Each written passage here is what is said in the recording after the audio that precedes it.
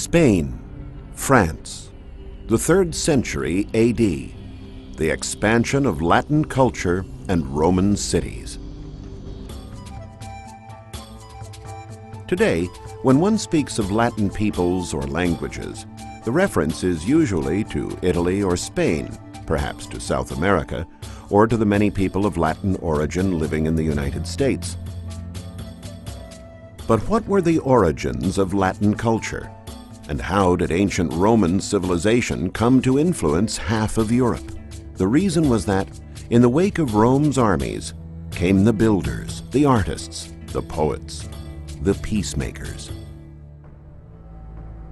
From the Colosseum and its courageous gladiators, many of whom became famous throughout the empire, to the amphitheaters, the temples, the art, and grand public works, the Romans' lifestyle and civilization was so admired and successful that the culture, Latin culture, was easily adopted and treasured.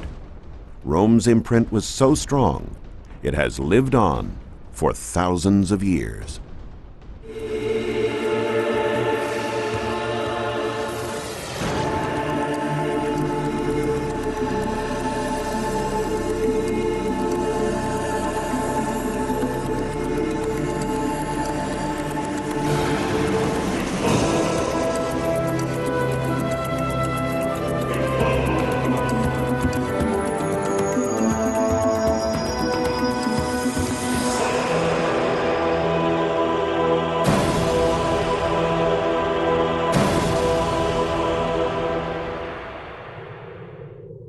The Western Roman Empire in the 3rd century AD extended as far north as modern-day Great Britain. However, the richest and most politically important lands lay to the west and south, from Provence to Portugal, comprising such present-day cities as Orange, Arles, Nimes, Tarragona, and Merida. The Spanish and French provinces were connected to Rome via excellent roads, mountain passes through the Alps, and infrastructure for economic development, such as aqueducts. From Provence in southern France, and also from Spain, agricultural products like olive oil and preserved foods such as garum, a fish sauce widely used as a condiment, arrived in Rome. These countries, in turn, obtained gold and money from the Romans. Spain and France were also very active in metal mining. In the 1st century BC, the philosopher Posidonius d'Apamea wrote, "When a forest burns in Spain, you see gold and silver bubbling from the ground." After using force to conquer territories, the Romans built cities modeled after Rome, and their allure was in large part due to impressive Roman feats of architecture and engineering. Peoples such as the Gauls and the Iberians, at first intimidated and in awe of the Romans' ingenious war machines, slowly became fascinated with what the Romans were capable of building. For decades, archaeologists studied Roman engineering to find out the secrets, unknown to most other nations at that time, by which the Romans were able to erect grandiose works with such stability, precision, practicality, and visual splendor, such as this incredible aqueduct. This is the Pont du Gard, one of the boldest structures of all Roman antiquity, built in the 1st century AD. The span over the river Gard, near Nimes in Provence, is a full 157 feet high, over 900 feet long, and no mortar binds its stone arches. But what is even more amazing is the mystery of how ancient engineers could build an aqueduct that brought water to Nimes from over 30 miles away with a drop of only 56 feet from its source. The secret lies in this leveling instrument called corabate. It is a bench 20 feet long with plumb lines hung from it. When the plumb line is aligned with the guide mark, the top of the bench, corresponding to the water channel, is perfectly level. This means that the work has not been performed correctly. Hence, water will not flow, and the slope has to be increased. Conversely, if the plumb line is too far off the guide mark, it means there is too much slope, and adjustments are again necessary. To ensure that the aqueduct maintained its downhill slope all the way to its destination, the corrobite was used to maintain the minimum slope as the work progressed. When the bench leans forward and the plumb line is just a few degrees off the guide mark, the surface has the right slope to allow the water to flow. More than 5 million gallons of water flowed over the Pont de Garde every day to fill a reservoir in Nimes known as the Castellum Divisorium, supplying the needs of both the Gallic and the Roman inhabitants. But why did they need so much water? To find out, let's examine traces of the past still surviving in the modern city of Nimes. Historical records and relics, such as this coin found in Nimes, tell us that the city was given as a gift in 31 BC to the veterans of Augustus' army as a reward for their victorious participation in the Egyptian campaign. This ancient inscription reveals that the walls of Nimes, known as Nimauses in Roman times, were erected in 15 BC and extended from the gate for 4 miles to encircle the city. With a thickness of over 7 feet, the city walls enclosed an area of 540 acres, setting the stage for the birth of one of the largest provincial capitals in all of Roman Gaul. Archaeologists believe that only after the walls were erected did the city decide it needed water in order to survive and grow, and hence, about 40 years later, they built the aqueduct. The walls were punctuated with towers. 43 are known, but there must have been more than 80. One of these, the Tour Magna, built in Augustus' time, is 110 feet high and provides evidence that in that area there was an Augusteum, a sanctuary where the Emperor Augustus was worshipped as a divinity.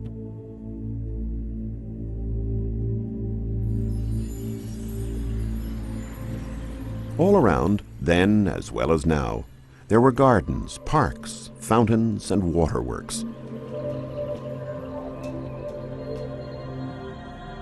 The Roman colonizers encountered the indigenous population of the Gauls and intermingled.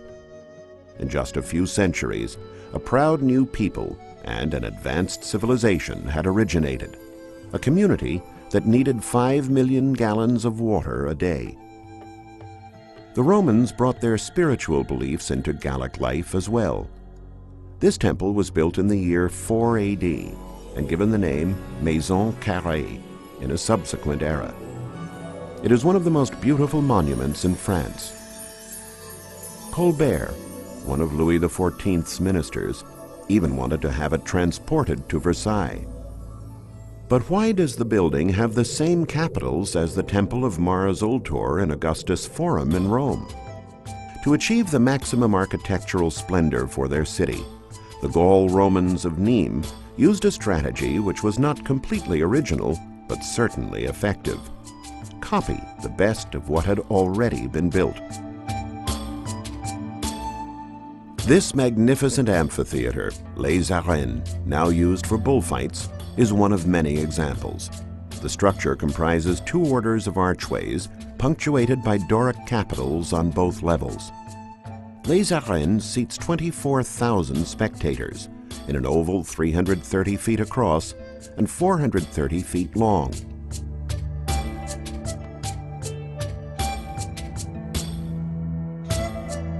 In Arles, just a few miles from Nimes, there is another almost identical amphitheater. It has 2 orders of arches punctuated by Doric capitals on the first level and Corinthian, the only difference, on the second. The lengths of the axes are virtually identical, as is the seating capacity, 26,000 spectators.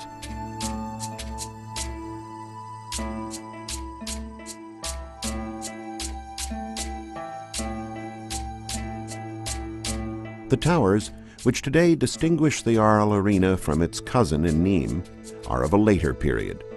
They were added in the Middle Ages, when the amphitheater was used as a fort.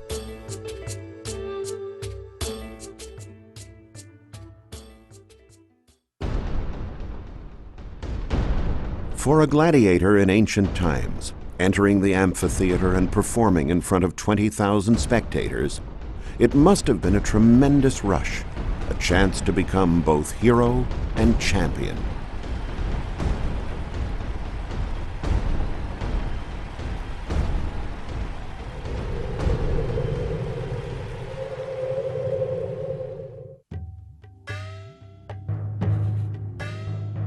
In the city of Orange, depictions on this monumental arch puzzled archaeologists for ages. There were naked prisoners in chains, certainly Gauls, and images of a triumphant Rome. But why would the Romans have chosen to show the Gauls in such a suppressive state if they were trying to win them over to their way of life and make them one with their civilization? Who would have ordered such freezes? The first thing archaeologists did to resolve the mystery was to try to determine the historic occasion for the construction of this triumphal arch.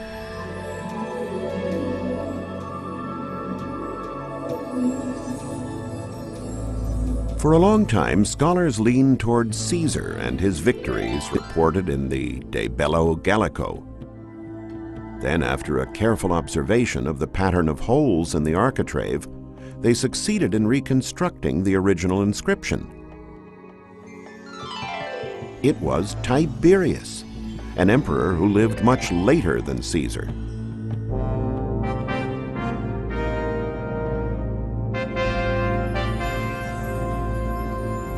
Tiberius, though knowing all too well that the Romans and the Gauls were becoming a single people, wanted to send a warning to the indigenous population, reminding them of Rome's power and greatness.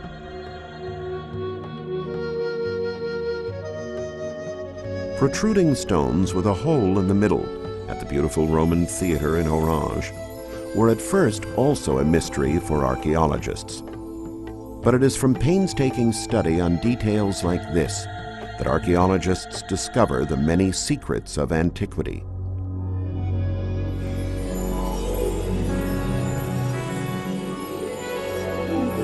In this case, the research shed light on the comforts of Roman theaters. The perforated slabs are called modillions, and they supported wooden posts holding up a velarium. Just think, the best Roman theaters were equipped with a tent, roofing that protected the spectators from the sun and rain. In cities that did not have an amphitheater, the theaters were sometimes used for gladiatorial combat, adding real-life drama to what was normally just intellectual entertainment. Fresh from victories over the Gauls in Provence, the Romans pushed westward across the Pyrenees into Spain, all the way to Cadiz at the tip, securing what would become one of the most important areas of the empire. Modern-day Spain was known to the Romans as Hispania after they defeated Carthage in 197 BC. It became an extremely rich land by the 3rd century AD, perhaps even richer than Rome. Tarragona was the capital of Rome's most important Spanish province, Tarraconensis. A charming Catalan city has been built upon the ruins of its magnificent Roman ancestor. Fortunately, many Roman elements have been preserved, such as the striking amphitheater at the seashore, the aqueduct, and other important archaeological finds. The work of archaeologists continues still. Most of their finds are unearthed, digging in people's cellars, or underneath or inside the houses and buildings of the modern city. Some of the buildings of the old city have strange vaulted ceilings, ancient supporting arches over 23 feet tall, separated by pilaster strips that lead into other vaults, all exactly the same. Studies have revealed that the vaults, all from Roman times, supported the stands of the ancient circus of Tarragona, a magnificent hippodrome where chariot races took place. The main road into the city led to the circus, which was on the lowest of 3 terraces that comprised the city's immense forum, over 180 acres.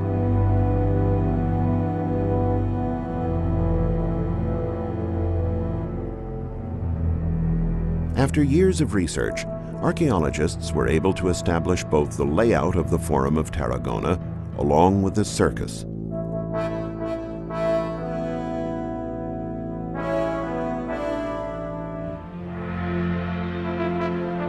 Half of the circus, as we see from this section, was dug into the Tarragona hillside.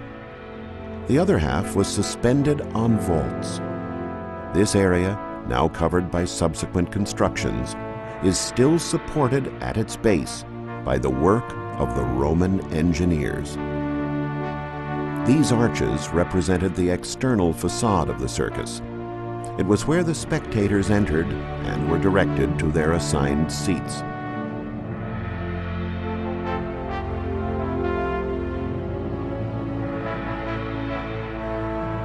You might hear the sounds of the races already in progress as you entered.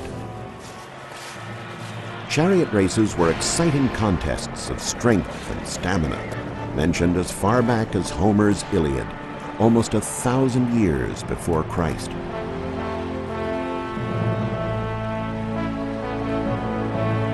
The Forum stood above the circus and included the city's most important temple, the Capitoline Triad.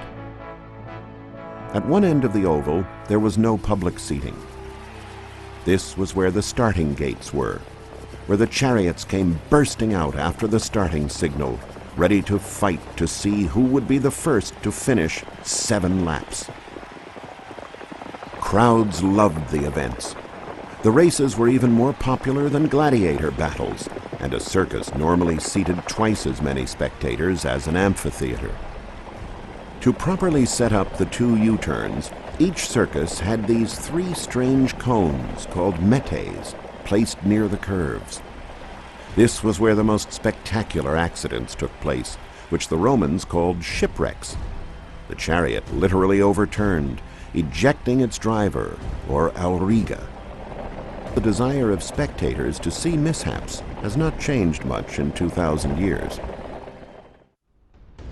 For even bolder and bloodier action, audiences in Tarragona would have gone to the amphitheater to see the gladiators. Archaeologists discovered that there were walls in the amphitheater that did not belong to the original structure, but were built later. Historical records spoke of a martyrdom that occurred in the arena, where a bishop and 2 deacons were burned at the stake. Excavations revealed that a Christian basilica had been built on the site of the burnings in the 6th century AD. The Christians were persecuted because they refused to worship the emperors as gods.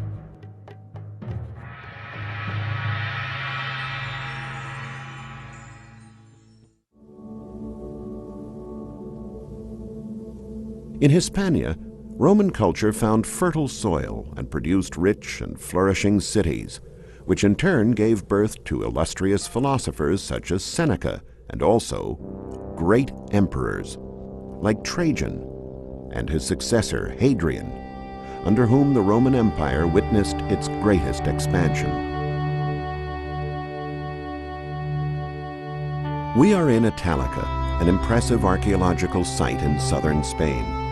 Thanks to its 2 great emperors, the city grew in splendor around the 2nd century AD. The size of this majestic amphitheater alone suggests that it once served a much larger city than what now remains.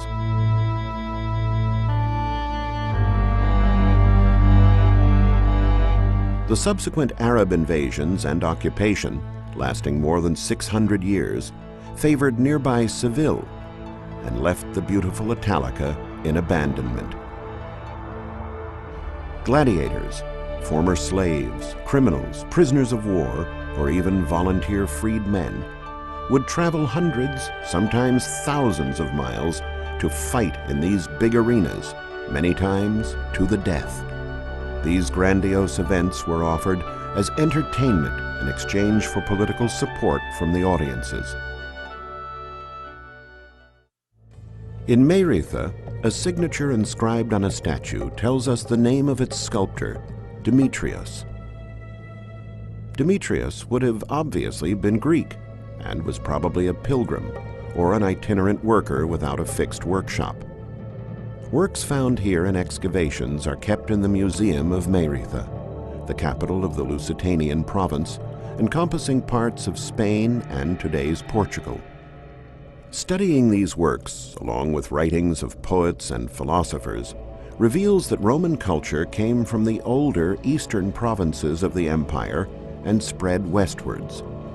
From the Greeks, the Egyptians, the Etruscans, the Phoenicians, and the Persians, Rome absorbed the nectar of knowledge. As they conquered new lands, they enriched their culture, remodeling it, reinventing it, like the Republican statute or Roman law. To Spain, France, and Italy, the Romans brought a culture that was the sum of more ancient cultures, which over the centuries evolved into the Latin culture. The name of the city of Meiritha, for the Romans, Emerita Augusta, derives from the worthy Roman soldiers who defeated the proud local populations. The city's symbol, a 105-foot-high aqueduct with 3 arches called Los Milagros, is a wonderful example of the Romanization of the area.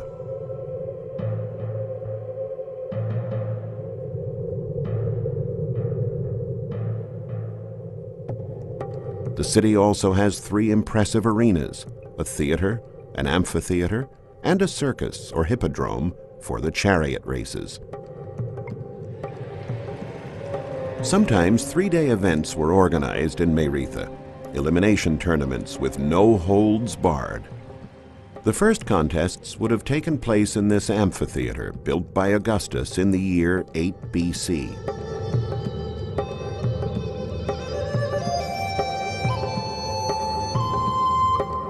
The second round would have occurred in this circus, while the final encounter of the last 2 surviving gladiators would be held in this monumental, well-preserved 1st century BC theater, decorated by 2 orders of Corinthian columns. If a gladiator was victorious in all 3 arenas, he would have been cheered and hailed by the crowds and the royalty as a conquering hero, and given the most important and sought-after award, a wooden sword, the symbol of freedom. Having won his freedom, a gladiator would not have to return to perhaps his cold and barbarian homeland, but could spend his life in this inviting, warm city, at the western edge of the world as it was then known. A gladiator could live free in the great Roman Empire, an empire that had made him a slave, but allowed him to become a hero and a free man.